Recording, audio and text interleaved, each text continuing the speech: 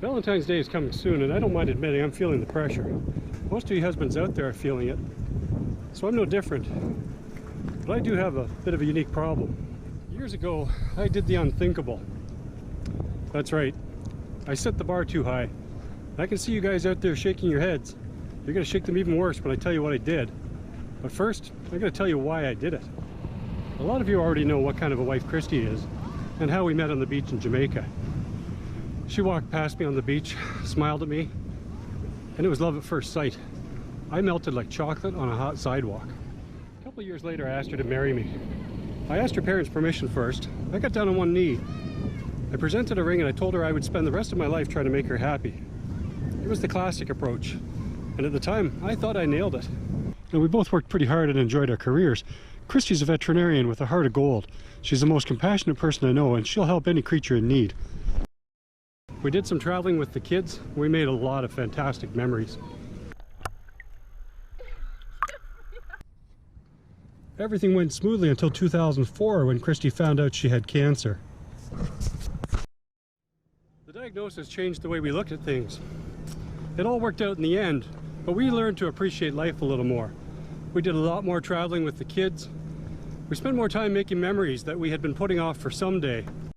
We went to Costa Rica. We rode horses up a mountain, swam at the bottom of waterfalls. We ziplined across the forest canopy. Thank you. Okay, stand up. Oh my gosh. Nice, eh?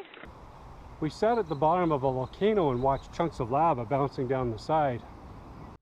Then Kristy introduced us all to scuba diving, one of her greatest passions, and now one of ours too.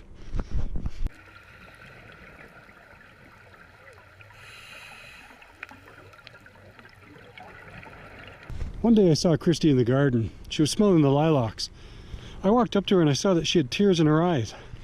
She said that the smell of lilacs reminded her of spring, and that in the beginning she'd been afraid that she wouldn't live to smell them again.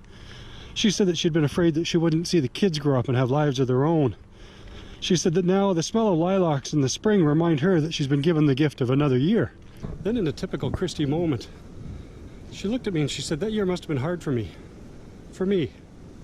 She asked me if I had any regrets or if I would do it all again. Of course, I said that without hesitation, I would do everything again. But the more I thought about that question, the more I realized I did have one regret. Kristy taught me to look at life in a different way. It's been a fantastic adventure. But looking back, it just didn't seem right that we started off with such an ordinary proposal. Aside from her kids, there's one thing that Kristy loves more than anything in this world, and that is scuba diving, which got me thinking. As luck would have it, we were traveling to Belize with friends that year, and we were going to be there for Valentine's Day. So I started planning an underwater wedding. The scuba instructor just happened to be a boat captain as well, and he's legally able to marry people while at sea, or under it. We slipped off the boat and headed straight for the bottom. We found a sandy spot, and we called Kristy over. I had some plastic cards to help me pop the question.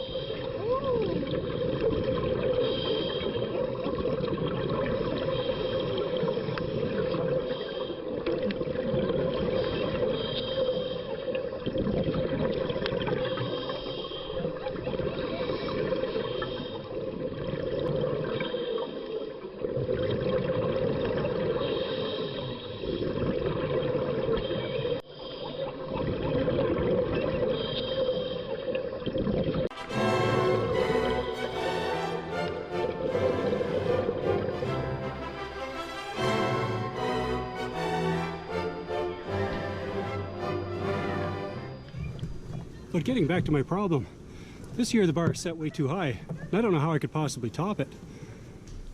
But I think I have an idea.